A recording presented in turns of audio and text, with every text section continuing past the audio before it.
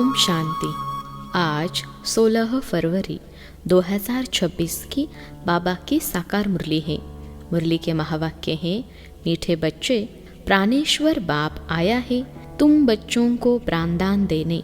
प्राणदान मिलना अर्थात तमो प्रधान से सतो प्रधान बनना।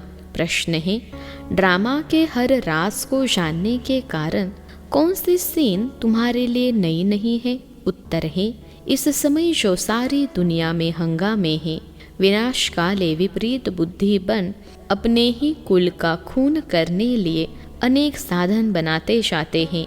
यह कोई नई बात नहीं, क्योंकि तुम जानते हो यह दुनिया तो बदलनी ही है।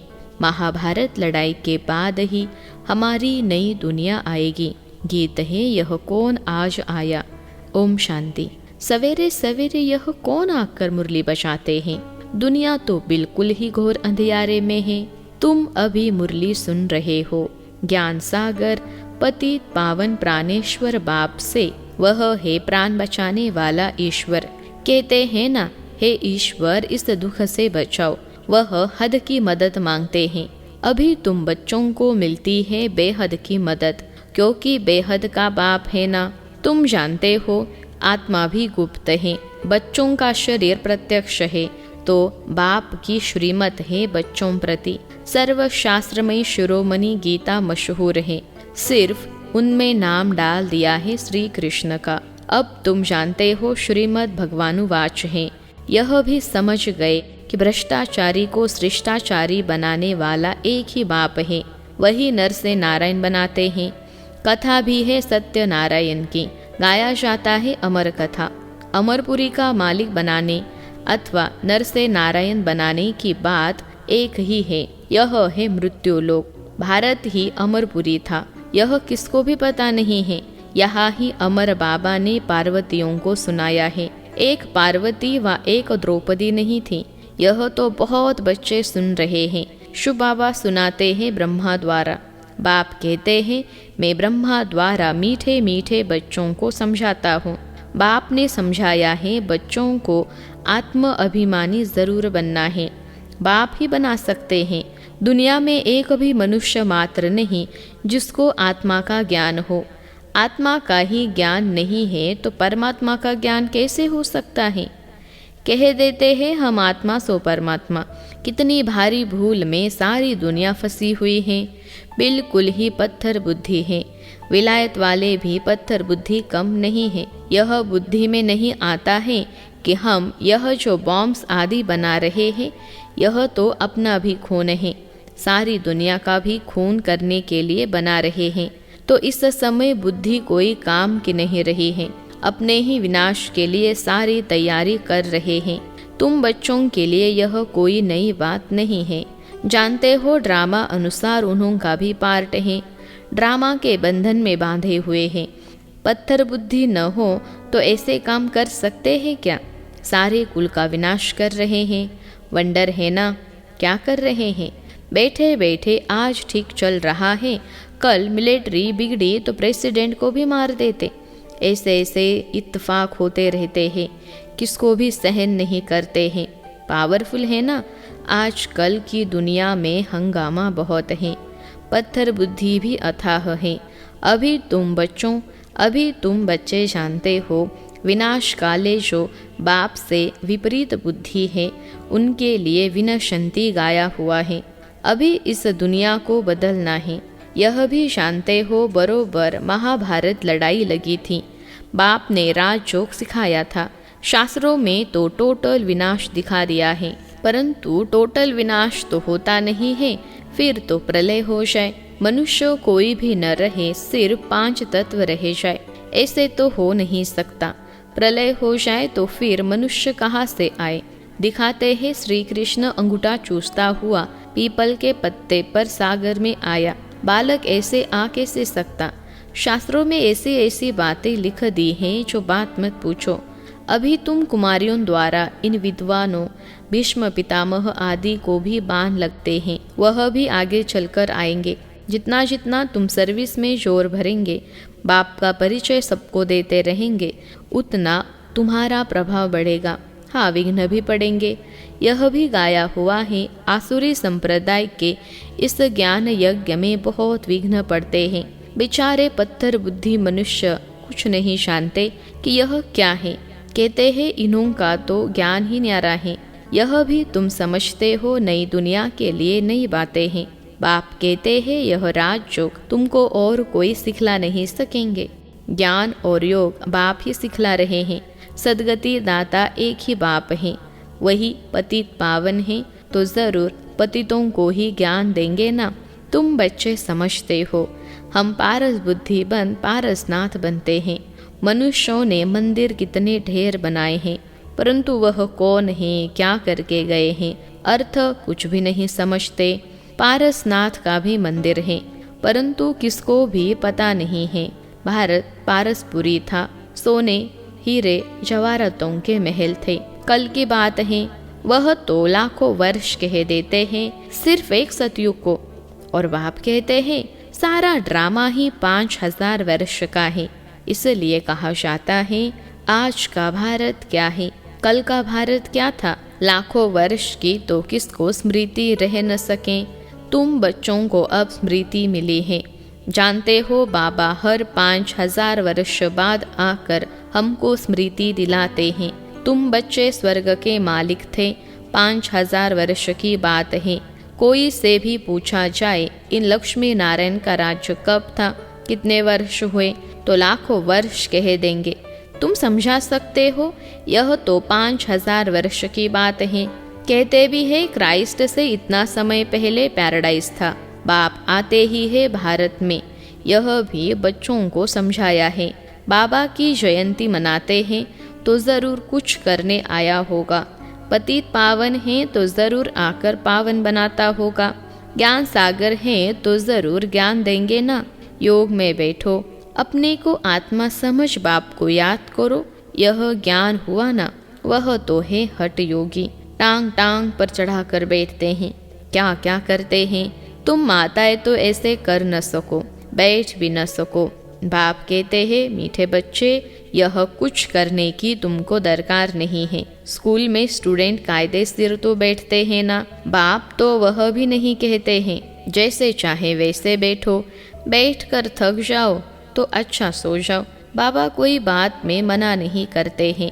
यह तो बिल्कुल सहज समझने की बात है, इसमें कोई तकलीफ की बात नहीं। भल कितना भी बीमार हो, पता नहीं सुनते सुनते शिव बाबा की याद में रहते रहते और प्राण तन से निकल जाए।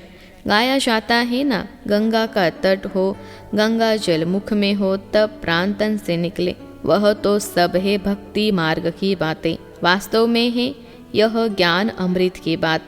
तुम जानते हो सचमुच ऐसे ही प्राण निकलने हैं। तुम बच्चे आते हो परमधाम से, हमको छोड़कर जाते हो। बाप कहते हैं मैं तुम बच्चों को साथ ले जाऊंगा। मैं आया हूँ तुम बच्चों को घर ले जाने के लिए। तुमको न अपने घर का पता है न आत्मा का पता है। माया ने बिल्कुल ही पंख काट डाले हैं, इसलिए आत्मा उड़ नहीं सकती, क्योंकि तमो प्रधान है। जब तक सतो प्रधान बने तब तक शांति धाम में जा कैसे सकती। यह भी शांति है। ड्रामा प्लान अनुसार सबको तमो प्रधान बनना ही है। इस समय सारा झाड़ बिल्कुल तमो प्रधान जड़ जड़ी भूत हो गया है। बच्चे जानते हैं सब आत्माएं तमो प्रधान है। नई दुनिया में होती है सतो प्रधान। यहाँ किसकी सतो प्रधान अवस्था हो न सके। यहाँ आत्मा पवित्र बन जाए तो फिर यहाँ ठहरे नहीं, एकदम भाग जाए। सब भक्ति करते ही है मुक्ति के लिए अथवा शांति धाम में जाने के लिए, परंतु कोई भी वापिस जा नहीं सकते। लॉ नहीं कहता। बाप यह सब राज बैठ समझाते हैं धारणा के लिए। फिर भी मुख्य बात है बाप को याद करना, स्वदर्शन चक्रधारी बनना। बीज को याद करने से सारा झाड़ बुद्धि में आ जाएगा। झाड़ पहले छोटा होता है फिर बड़ा होता जाता है। अनेक धर्म है ना, तुम एक सेकेंड में जान लेते हो। दुनिया में किसको भी पता नहीं है। मनुष्य सृष्टि का बीज रूप सबका एक बाप है। बाप कभी सर्वव्यापी थोड़े ही हो सकता। बड़े ते बड़ी भूल है यह। तुम समझाते भी हो मनुष्य को कभी भगवान नहीं कहा जाता है। बाप बच्चों को सब बातें सहज करके समझाते हैं। फिर जिनकी तकदीर में है, निश्चय है, तो वह जरूर बाप से वर्षा लेंगे। निश्चय नहीं होगा तो कभी भी नहीं समझेंगे। तकदीर ही नहीं तो फिर तदबीर भी क्या करेंगे। तकदीर में नहीं है तो वह बैठते ही ऐसे हैं जो कुछ भी समझते नहीं। इतना भी निश्चय नहीं कि बाप आए हैं बेहद का वर्षा देने। जैसे कोई नया आदमी मेडिकल कॉलेज में जाकर बैठे तो क्या समझेंगे, कुछ भी नहीं। यहाँ भी ऐसे आकर बैठते हैं। इस अविनाशी ज्ञान का विनाश नहीं होता है, यह भी बाप ने समझाया है। राजधानी स्थापन होती है ना, तो नौकर चाकर, प्रजा, प्रजा के भी नौकर चाकर सब चाहिए ना, तो ऐसे भी आते हैं। कोई को तो बहुत अच्छी रीति समझ में आ जाएगा, ओपिनियन भी लिखते हैं ना, आगे चल कुछ चढ़ने की कोशिश करेंगे, परंतु उस समय है मुश्किल, क्योंकि उस समय तो बहुत हंगामा होगा। दिन प्रतिदिन तूफान बढ़ते जाते हैं। इतने सेंटर्स हैं, अच्छी रीति समझेंगे भी। यह भी लिखा हुआ है, ब्रह्मा द्वारा स्थापना, विनाश भी सामने देखते हैं। विनाश तो होना ही है। गवर्नमेंट कहती है जन्म कम हो, परंतु इसमें कर ही क्या सकेंगे। झाड़ की वृद्धि तो होनी है। जब तक बाप है तब तक सब धर्मों की आत्माओं को यहाँ रहना ही है। जब जाने का समय होगा तब आत्माओं का आना बंद होगा। अभी तो सबको आना ही है, परंतु यह बातें कोई समझते नहीं है। बापूजी भी कहते थे रावण राज्य है, हमको राम राज्य चाहिए। कहते हैं फलाना स्वर्गवासी हुआ तो इसका मतलब यह नरक है ना। मनुष्य इतना भी समझते नहीं। स्वर्गवासी हुआ तो अच्छा है ना, जरूर नरकवासी था। बाबा समझाते हैं मनुष्यों की सूरत मनुष्य की, सीरत बंदर की है। सब गाते रहते हैं पतित पावन सीताराम। हम पतित हैं, पावन बनाने वाला है बाप। वह सब है भक्ति मार्ग की सीताएं। बाप है राम, किसको सीधा कहो तो मानते नहीं, राम को बुलाते हैं। अभी तुम बच्चों को बाप ने तीसरा नेत्र दिया है। तुम जैसे अलग दुनिया के हो गए हो। पुरानी दुनिया में क्या क्या करते रहते हैं, अभी तुम समझते हो। तुम बच्चे बेसमझ से समझदार बने हो। रावण ने तुमको कितना बेसमझ बना दिया है। बाप समझाते हैं इस समय सभी मनुष्य तमो प्रधान बन गए हैं, तब तो बाप आकर सतो प्रधान बनाते हैं। बाप कहते हैं भल तुम बच्चे अपनी सर्विस भी करते रहो, सिर्फ एक बात याद रखो, बाप को याद करो। तमो प्रधान से सतो प्रधान बनने का रास्ता और कोई बता नहीं सकता। सर्व का रूहानी सर्जन एक ही है। वही आकर आत्माओं को इंजेक्शन लगाते हैं, क्योंकि आत्मा ही तमो प्रधान बनी है। बाप को अविनाशी सर्जन कहा जाता है। अभी आत्मा सतो प्रधान से तमो प्रधान बनी है, इनको इंजेक्शन चाहिए। बाप कहते हैं बच्चे अपने को आत्मा निश्चय करो और अपने बाप को याद करो। बुद्धियोग ऊपर स्वीट होम में लगाओ। हमको स्वीट साइलेंस होम में जाना है। निर्वाण धाम को स्वीट होम कहा जाता है। अच्छा, मीठे मीठे सिखलते बच्चों प्रति माता पिता बाप दादा का याद प्यार और गुड मॉर्निंग। रूहानी बाप की रूहानी बच्चों को नमस्ते। हम रूहानी बच्चों की सिखलते रूहानी माता पिता बाप दादा को याद प्यार, गुड मॉर्निंग और नमस्ते बाबा नमस्ते। धारणा के लिए मुख्य सार। पहली पॉइंट है, यह पुरानी दुनिया विनाश हुई पड़ी है, इसलिए इससे अपने आप को अलग समझना है। झाड़ की वृद्धि के साथ साथ जो विघ्नों रूपी तूफान आते हैं उनसे डरना नहीं है, पार होना है। दूसरी पॉइंट है, आत्मा को सतो प्रधान बनाने के लिए अपने को ज्ञान योग का इंजेक्शन देना है। अपना बुद्धि योग स्वीट होम में लगाना है। आज का वरदान है, पहले आपके पाठ द्वारा ताजधारी बनने वाले चतुर सुजान भव। पहले आपके पाठ द्वारा ताजधारी बनने वाले चतुर सुजान भव। विश्लेषण है, जैसे बाप दादा अपने को ओबीडियंट सर्वेंट कहते हैं, सर्वेंट कहने से ताजधानी स्वतः बन जाते हैं। ऐसे आप बच्चे भी स्वयं नम्रचित बन दूसरे को श्रेष्ठ सीट दे दो। उनको सीट पर बिठाएंगे तो वह उतरकर आपको स्वतः ही बिठा देगा। अगर आप बैठने की कोशिश करेंगे तो वह बैठने नहीं देगा। इसलिए बिठाना ही बैठना है। तो पहले आपका पाठ पक्का करो, फिर संस्कार भी सहज मिल जाएंगे, ताजधारी भी बन जाएंगे। यही चतुर सुजान बनने का तरीका है। इसमें मेहनत भी नहीं, प्राप्ति भी ज़्यादा है। आज का स्लोगन है, अव्यक्त स्थिति का अनुभव करने के लिए अंतर्मुखी एकांतवासी बनो। अव्यक्त स्थिति का अनुभव करने के लिए अंतर्मुखी एकांतवासी बनो।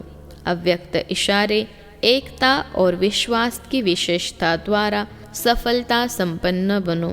अभी तक अलग अलग फूल अपनी अपनी रंगत दिखा रहे हैं, लेकिन जब गुलदस्ते के रूप में अपनी खुशबू फैलाएंगे, शक्ति दल प्रत्यक्ष होगा, तब यह संगठन की शक्ति परमात्मा प्रत्यक्षता के निमित्त बनेंगी। अभी एक एक अलग होने के कारण मेहनत ज़्यादा करनी पड़ती है, लेकिन जब संगठन एक मत होगा तो मेहनत कम, सफलता जास्ती होगी। अच्छा, ओम शांति।